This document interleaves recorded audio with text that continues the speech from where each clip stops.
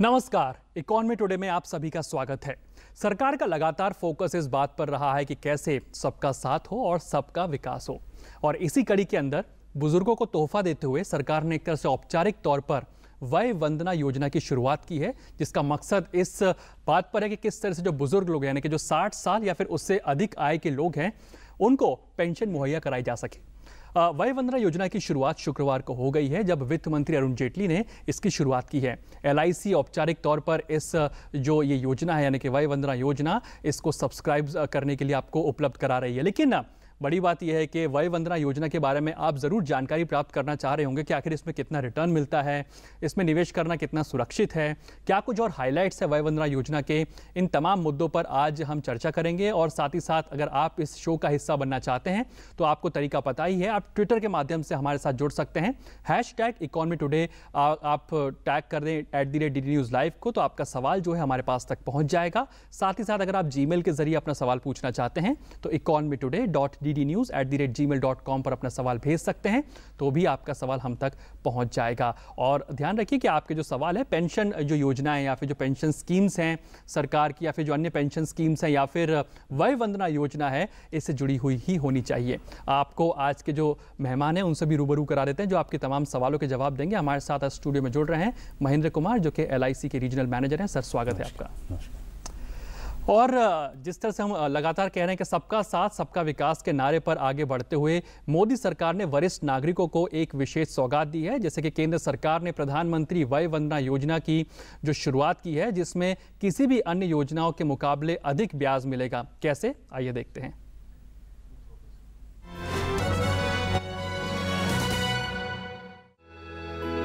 देश के वरिष्ठ नागरिकों को बड़ी सौगात देते हुए केंद्रीय वित्त मंत्री अरुण जेटली ने प्रधानमंत्री वय वंदना योजना यानी PMVVI को लोगों को समर्पित किया। इस मौके पर वित्त मंत्री अरुण जेटली ने योजना को वरिष्ठ नागरिकों के लिए कल्याणकारी बताते हुए इसे उनकी सामाजिक सुरक्षा के लिए बेहद जरूरी बताया।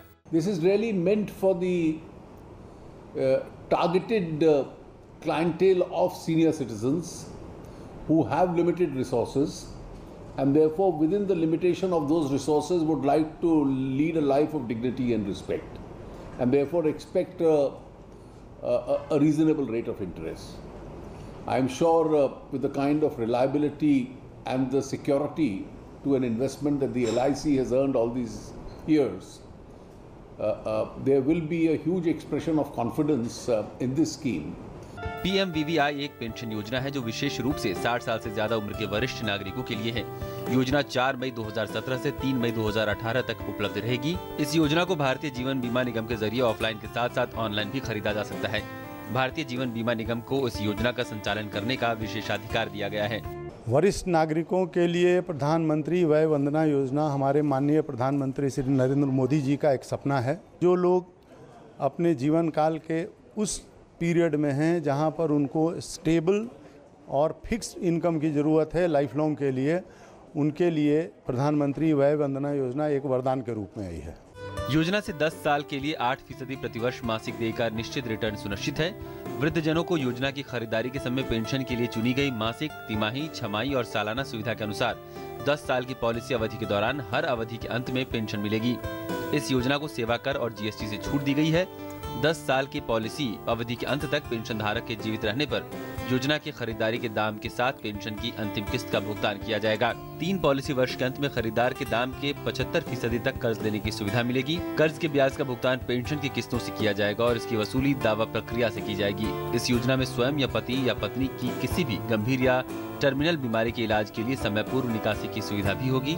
ऐसे समय पूर्व निकासी के मामले में योजना खरीदारी दाम का 98% पैसा वापस किया जाएगा। 10 साल की पॉलिसी अवधि के दौरान पेंशन धारक का निधन होने पर लाभार्थी को खरीदारी मूल्य का भुगतान किया जाएगा। पेंशन की अधिकतम सीमा एक परिवार के लिए रखी गई है। परिवार में पेंशन धारक, उसके पति, पत्नी और आश्रित शामिल होंगे। अपने सामाजिक दायित्वों को पूरा करने की दिशा में सरकार ने प्रधानमंत्री वय वंदना योजना की शुरुआत कर देश के वृद्धजनों को बहुत बड़ा तोहफा दिया है। इससे वो आत्मनिर्भर बनने के साथ साथ किसी भी परेशानी के समय बेसहारा महसूस नहीं करेंगे।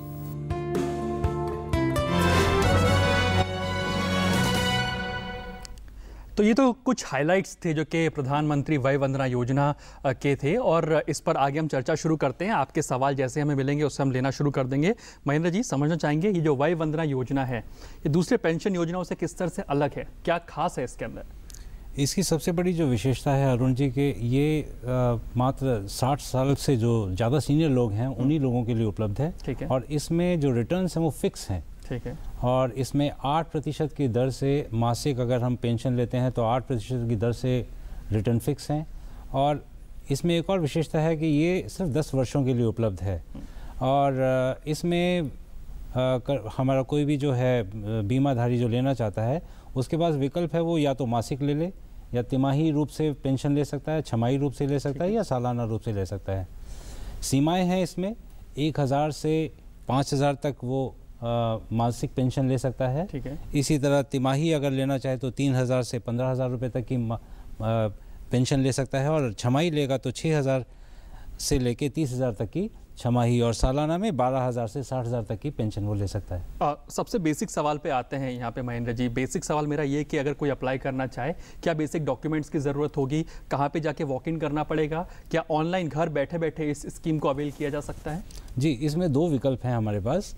इसको ऑनलाइन और ऑफलाइन दोनों तरीके से ख़रीदा जा सकता है।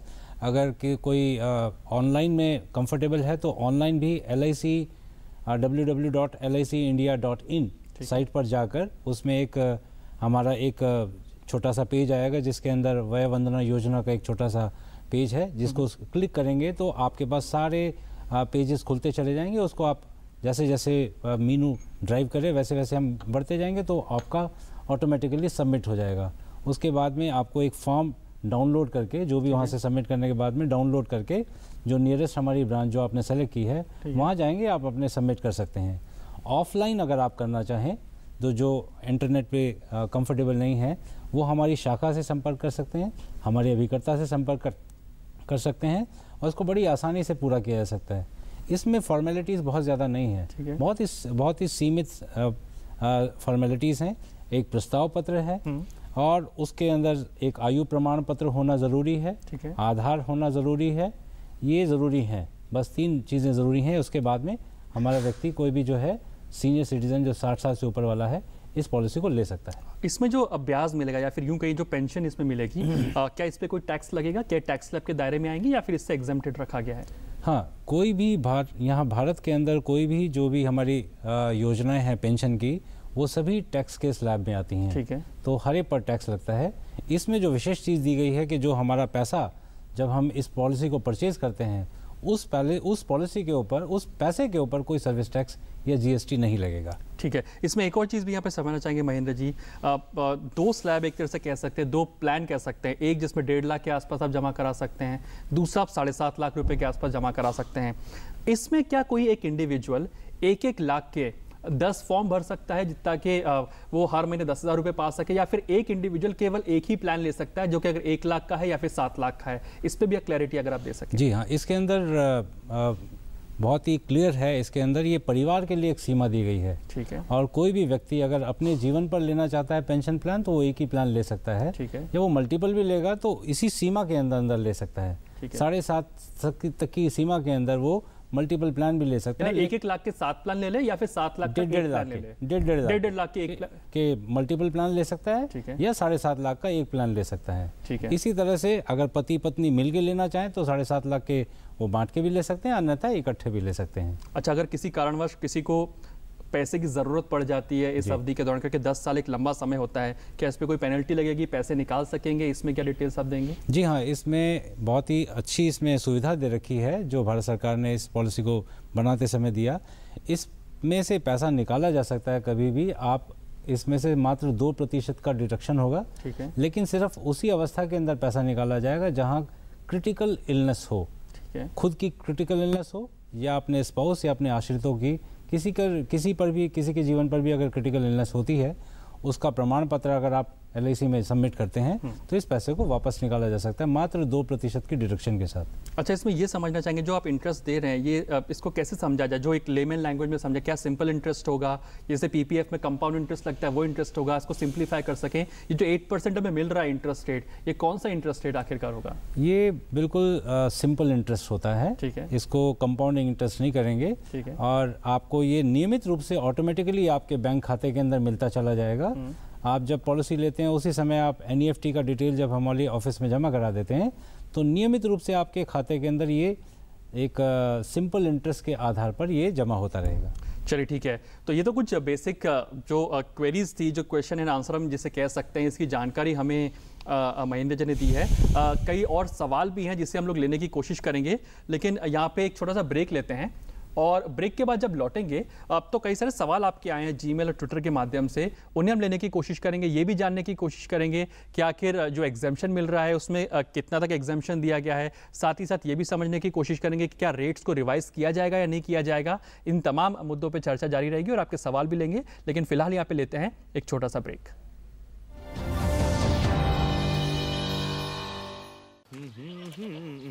दरवाजा बंद, दरवाजा बंद, दरवाजा बंद। क्यों भाई साहब, कहाँ चले? कब से चिल्ला रहे हैं दरवाजा बंद, दरवाजा बंद, दरवाजा बंद, सुनाई नहीं दे रहा? इधर आइए, इधर घुसिए, अंदर चलिए। हाँ? अरे खुले में शौच जाइएगा तो बीमारी खुल के फैलेगी। दरवाजा बंद तो बीमारी बंद। ठीक कह रहे हैं ना? शौचालय का उपयोग कीजिए और भारत को स्वच्छ बनाइए। साबुन से हाथ धो लीजिएगा। प्रधानमंत्री ग्राम सड़क योजना ने हम गांव वालों के लिए तरक्की के रास्ते खोल दिए। सड़क के गड्ढों की फोटो खींच रहे हो, कोई खास बात है क्या? अरे काका, मेरे मोबाइल फोन में मेरी सड़क ऐप है जिससे प्रधानमंत्री ग्राम सड़क से जुड़ी कोई भी जानकारी सरकार तक भेजी जा सकती है। सड़क से जुड़े सुझाव या शिकायत पर सरकार वाजिब कार्यवाही करती है। प्रधानमंत्री ग्राम सड़क से जुड़ी कोई भी बात, मेरी सड़क एंड्रॉइड ऐप अब हर पल मेरे साथ। प्रधानमंत्री आवास योजना ग्रामीण में मीरा का नाम आया और आज पुराने घर के साथ मेरी फोटो भी खिंच गई। अब हमारा भी पक्का घर होगा। योजना में लाभार्थियों के चयन का आधार है सामाजिक आर्थिक जनगणना साल 2011 की सूची। ग्राम सभा की मीटिंग में गांव वालों ने ही तय किया कि पात्र लाभार्थियों में घर की ज्यादा जरूरत किसे है। जो ज्यादा जरूरतमंद उसका नंबर पहले। इसी क्रम में तैयार हुई वर्ष 2022 तक की प्रतीक्षा सूची। इसलिए किसी के बहकावे में मत आना। सही नहीं है। ये अभी भी खुले में शौच गलत है। हाँ? गलत है। जब मिलकर बोलेगी नारी तो सुनेगी दुनिया सारी। जब मिलकर बोलेगी नारी सुनेगी दुनिया सारी। दरवाजा बंद तो बीमारी बंद। तुम अपना दिमाग लड़ाओगी, लुटे वालों को समझाओगी, शौचालय का रास्ता दिखाओगी।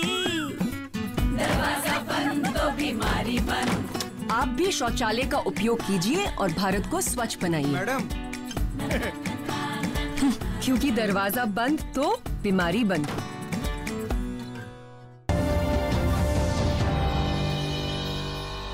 स्वागत है एक बार फिर से आपका इकोनॉमी टुडे में, और जो हम प्रधानमंत्री वय वंदना योजना पर चर्चा कर रहे हैं उसको आगे बढ़ाएंगे, लेकिन उससे पहले देखते हैं आज की जो बड़ी व्यापार की खबरें हैं, हमारी टॉप लाइंस।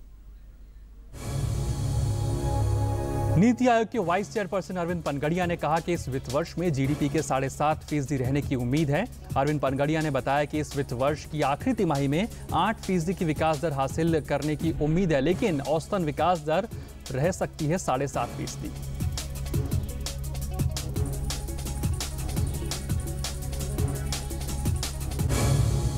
सरकार ने सुप्रीम कोर्ट को बताया कि इनकम टैक्स डिपार्टमेंट की तलाशी, जब्ती और सर्वे में बीते 3 साल में 71,941 करोड़ रुपए की अघोषित आय मिली है। वित्त मंत्रालय ने बताया कि 9 नवंबर से 10 जनवरी तक यानी कि विमुद्रीकरण के दौर में 5400 करोड़ रुपए की अघोषित आय जमा हुई है। इसमें से 303 किलो का सोना भी जब्त हुआ है। ओपेक देशों की बैठक से पहले कच्चे तेल में देखी जा रही है थोड़ी बहुत तेजी। 6 ओपेक और गैर ओपेक देशों के मंत्री आज सेंट पीटर्सबर्ग में करेंगे बैठक। नाइजीरिया और लीबिया के तेल उत्पादन में कटौती पर हो सकता है फैसला, और अगर ऐसा हुआ तो कच्चे तेल की कीमतों में देखी जा सकती है तेजी। कच्चा तेल फिलहाल $46 प्रति बैरल के आसपास कारोबार कर रहा है। और अब आप चाइना मोबाइल, फेसबुक और एप्पल जैसी कंपनियों के शेयर में भी भारत में खरीदारी कर सकेंगे। दरअसल आज से एनएसई के आईएफएससी में शुरुआत होगी इसके कारोबार की। एनएसई के आईएफएससी लिमिटेड 15 नए डेरिवेटिव्स कॉन्ट्रैक्ट जारी करेगा, जिनके जरिए लोग चाइना मोबाइल, एप्पल या फेसबुक जैसी बड़ी ग्लोबल कंपनियों के शेयर में ट्रेडिंग कर सकेंगे। तो ये तो थी व्यापार जगत की कुछ बड़ी खबरें, लेकिन आपके सवाल जो वय वंदना योजना को लेकर आ रहे हैं उस पर भी बातचीत कर लेते हैं। पहला सवाल हमें अमीश की तरफ से आया है। अमीश हमें लिखते हैं कि where will the money be invested under the PMVVY, यानी कि वो जो पैसा LIC में देंगे तो उसका इस्तेमाल कहाँ किया जाएगा, उसको इन्वेस्ट कहाँ किया जाएगा? महेंद्र जी, इसका जो पैसा हमारे पास इकट्ठा होता है ये हमारी सारी जो हमारी केंद्र सरकार की, रिजर्व बैंक ऑफ इंडिया की जो प्रतिभूतियां हैं उन्हीं के अंदर हम इसका निवेश करते हैं और उसमें कोशिश करते हैं कि जितना मैक्सिमम रिटर्न हो सके। तो मुख्यतः ये सारी केंद्र सरकार की विभूतियों के अंदर ही इसको निवेश किया जाता है। शायद ये भी पूछना चाहते हैं कि कहीं इसका जो एक्सपोजर है बाजार इक्विटी की तरफ तो नहीं है, अगर उस पर भी क्लैरिफिकेशन दे सके कि ये बिल्कुल क्या फिक्स रिटर्न मान के चलें इसको? जी बिल्कुल, मैं बता रहा हूँ जिस तरह से ये सारा का सारा पैसा केंद्रीय सरकार की विभूतियों के अंदर ही निवेश होता है, इसलिए इसमें किसी तरह का रिस्क नहीं है। चलिए तो अगला सवाल ले लेते हैं। अगला सवाल हमें लिखा है नमन के 1988 की तरफ से ये आया है। नमन के 1988@gmail.com का कहना है कि will there be any penalty if I withdraw money before 10 years? इसका जवाब आपने दे दिया, हालांकि अगर इसको और क्लैरिफाई कर सके कि किन किन परिस्थितियों में निकाल सकेंगे, तब कितना पेनल्टी क्या रहेगा? जी, जैसे कि मैंने बताया पहले भी कि इसमें अगर जो पॉलिसी धारक है वो खुद के जीवन पर अगर उनको कोई क्रिटिकल इलनेस हुई है, ऐसी बीमारी जिसका इलाज वाकई बहुत ही असाध्य है, या उनके परिवार के, उनके संबंधित लोगों पर जो उन पर आश्रित हैं, बच्चे, उनकी पत्नी, उन पर अगर कोई इस तरह का बीमारी हो गई है जिसका इलाज आसान नहीं है, तो उस अवस्था के अंदर एक सिंपल लेटर और उस मेडिकल सर्टिफिकेट के साथ में अगर LIC में वो सबमिट करें अलॉन्ग विद पॉलिसी बॉन्ड, तो उस पैसे को वापस किया जा सकता है मात्र 2% की डिडक्शन के साथ। चलिए, तो यानी कि 98% आपको पैसा एक तरह से वापस मिल जाएगा यहाँ पे। चलिए अगला जो ट्वीट आया है, ट्वीट ले लेते हैं। हिमांशु कुमार पंत का एक ट्वीट आया है, उसको यहाँ लेने की कोशिश करते हैं। हिमांशु लिखते हैं कि लाभार्थी की असामयिक मृत्यु हो जाने पर उसके परिवार के लोगों को पेंशन मिलेगी या जो प्रिंसिपल अमाउंट है, जो मूलधन है, वो पूरा वापस कर दिया जाएगा? हाँ जी, ये बेसिकली जो पॉलिसी है ये एक बीमाधारी के लिए है। ठीक है। तो जैसे ही अगर बीमाधारी की मृत्यु हो जाती है तो उसके परिवार वालों को मृत्यु दावा दे दिया जाता है। ठीक है। जितना राशि उन्होंने जमा किया था उस राशि को वापस दे दिया जाता है, साथ में एक पेंशन के साथ उसको वापस दे दिया जाता है। इसमें मेरा एक छोटा सा सवाल है, अगर मान लीजिए किसी ने सालाना तौर पर अगर इंटरेस्ट पे आउट का ऑप्शन लिया है और अगर मान लीजिए 6ठे महीने में या 5वें महीने में अगर जो पेंशन धारी है उसकी मृत्यु हो जाती है, तो क्या पूरे साल का उसको इंटरेस्ट पे आउट मिलेगा या फिर 6 महीने का कैलकुलेट करके उसको इंटरेस्ट पे आउट मिलेगा विद द प्रिंसिपल अमाउंट? इसको आप किस तरह से कैलकुलेट करके पे आउट करेंगे? इसमें अगर जैसे कि किसी व्यक्ति ने साल का अगर उसने ऑप्शन दे रखा है कि मुझे वार्षिक पेंशन चाहिए, 6 महीने के बाद में मृत्यु हो जाती है, तो उसके अंदर क्योंकि उसकी एन्युटी अभी ड्यू नहीं हुई है इसलिए उसमें कोई एन्युटी नहीं मिलेगी, उससे सिर्फ रिटर्न ऑफ परचेज प्राइस ही वापस होगा। यानी कि वो जो 6 महीने के वो जो पैसा था वो नहीं मिल पाएगा, सिर्फ प्रिंसिपल अमाउंट उसको ही वापस होगा। चलिए ठीक है। अगला भी जो मेल आया है जीमेल के जरिए वो सवाल लेने की कोशिश करते हैं। मयंक मिश्रा 8656@hotmail.com की तरफ से ये मेल आया है। काफ़ी इंटरेस्टिंग सवाल है इनका। क्या PPF जो अन्य बचत योजनाएं होती हैं, इसी की तरह जो प्रधानमंत्री वय वंदना योजना है, इसके इंटरेस्ट रेट को भी बदला जाएगा समय के अनुसार? क्योंकि कई जो सेविंग स्कीम्स हैं इस तरह की, उसमें तो इसमें चेंजेस होते हैं। क्या कहेंगे महेंद्र जी, इसमें चेंजेस होंगे?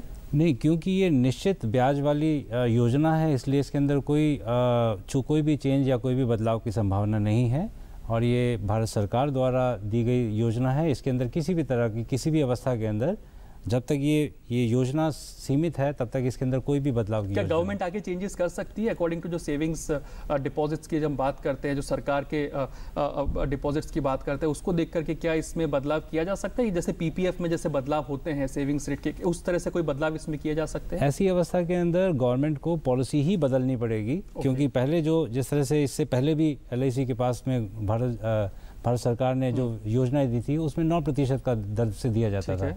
उस समय अब सस्टेन नहीं हुआ है, तो अब ये नई योजनाएं हैं ये 8% की दर से दी गई है।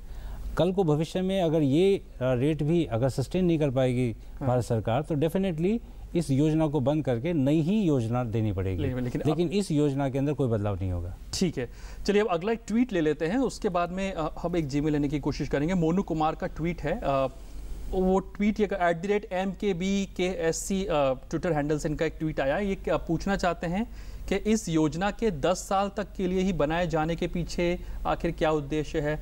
कोई खास वजह? 10 साल की ही रखी गई है, इसको 7 साल या 15 साल क्यों नहीं किया गया? इनका एक बड़ा इनोसेंट और बेसिक सवाल है एक तरह से। ये वाकई एक बहुत ही अच्छा सवाल है, लेकिन इसका जवाब मैं शायद ना दे पाऊँ, क्योंकि ये भारत सरकार ने योजना निश्चित की है और शायद इसके पीछे ये उद्देश्य हो सकता है कि क्योंकि 60 साल के बाद जो आज की डेट के अंदर जो भारत के अंदर हम एक लॉन्जिविटी देखते हैं हमारे लोगों की, वो 10 साल से लेके 15 साल तक है। 15 मतलब माने 70 से 75 वर्ष तक की हमारी लोगों की लॉन्जिविटी है, तो शायद उसी को ध्यान में रखते हुए भारत सरकार ने इसको 10 साल के लिए सीमित किया है।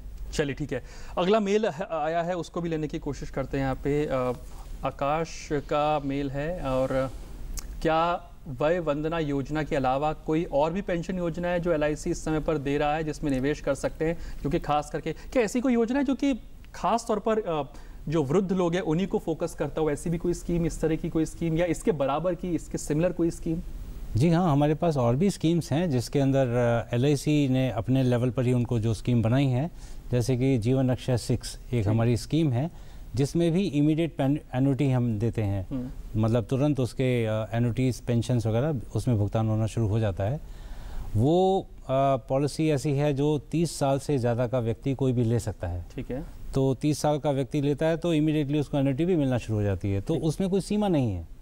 जैसे इसमें सीमा, और उसमें ये भी कोई सीमा नहीं है कि उसको पेंशन कब तक मिलेगा, जब तक वो जीवित है तब तक उसको पेंशन मिलेगी। इसको थोड़ा एलॉबरेट कीजिए, जो आप जीवन अक्षय की बात कर रहे हैं, इसमें मान लीजिए कोई 30 साल का व्यक्ति वो निवेश कर रहा है, तो एक मुश्त क्या कितना भी पैसा इन्वेस्ट कर सकते हैं उसमें? जी हाँ, कम से कम 1 लाख से ज़्यादा उसको कितना भी वो पैसा ले सकता है, जितना भी पैसा दे सकता है, और जितनी वो राशि जमा करेगा उसी के आधार पर उसकी एक जो उसकी पेंशन उसमें तय की जाएगी। एन्युटी कितनी होगी? मान लीजिए 100 रुपये वही मैं बताना चाहता हूँ कि इसमें बहुत सारे ऑप्शन हैं। उसमें वो लेना चाहता है कि मुझे 5 साल के लिए गारंटीड ऑप्शन मुझे पेंशन चाहिए, उसमें हायर रेट ऑफ इंटरेस्ट हैं।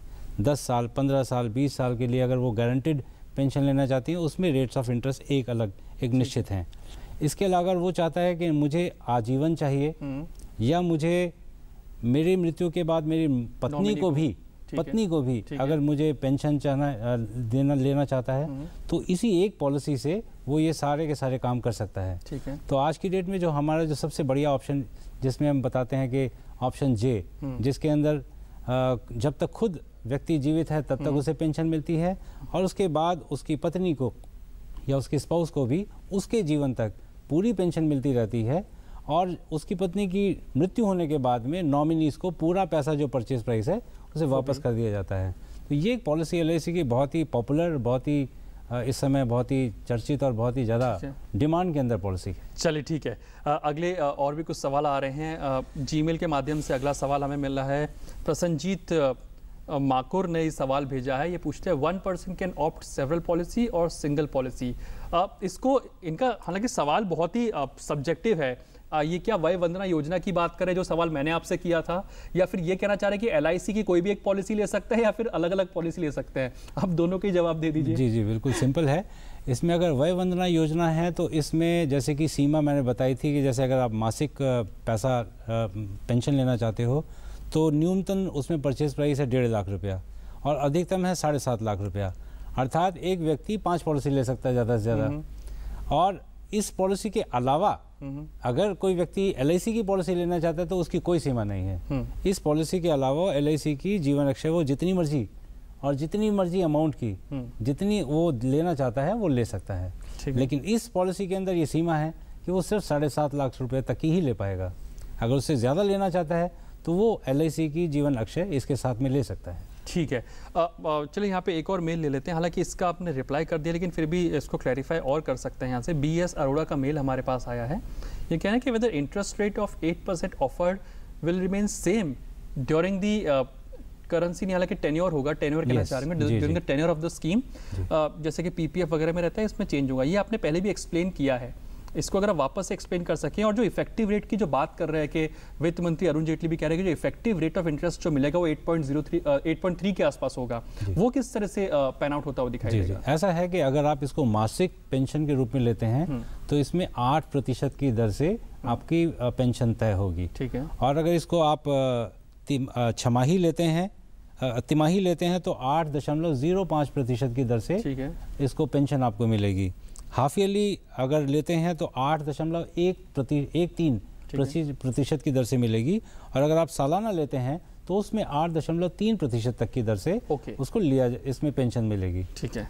तो इसमें ये जो इंटरेस्ट रेट है, हालांकि वो पूरी तरह से सेम रहेगा, सेम रहेगा, कांस्टेंट रहेगा पूरे पीरियड में। चलिए, समय बहुत ही कम है, इसको अगर कंक्लूड करना चाहें तो किस तरह से कंक्लूड करेंगे? अगर वय वंदना योजना की हम बात कर रहे हैं, कितना इफेक्टिव आपको लग रहा है ये जो पेंशन स्कीम की तरफ सरकार जो कदम उठा रही है, इसको आप किस तरह से देख रहे हैं? नहीं, मैं इसको, ये बहुत ही अच्छा प्रयास है भारत सरकार की ओर से, क्योंकि आज मैं देखता हूँ कि हिंदुस्तान के अंदर लगभग 10 करोड़ से ज़्यादा लोग 60 वर्ष से ज़्यादा के लोग हैं, लेकिन अगर पेंशन के रूप में देखा जाए तो 2% लोग भी जिनको पेंशन नहीं मिलती। तो ये वाकई एक चिंता का विषय है कि 98% लोगों को कैसे और पेंशन के दायरे में किस तरह से लाया जाए। तो एक अच्छा प्रयास है जिसमें भारतीय जीवन बीमा निगम भी भारत सरकार के साथ साथ हर तरह की इस तरह की स्कीम लाके लोगों तक पहुंचने की कोशिश कर रही है। ठीक है, चलिए, शुक्रिया महेंद्र जी, आप इस कार्यक्रम में आए और जो तमाम जो उलझने थी हमारे दर्शकों के जहन में प्रधानमंत्री वय वंदना योजना को लेकर के आपने उनको सुलझाया, आपका बहुत बहुत शुक्रिया। धन्यवाद। तो आज इकोनॉमी टुडे के अंक में इतना ही। कल आपसे फिर से होगी मुलाकात, मुझे दीजिए इजाजत, नमस्कार।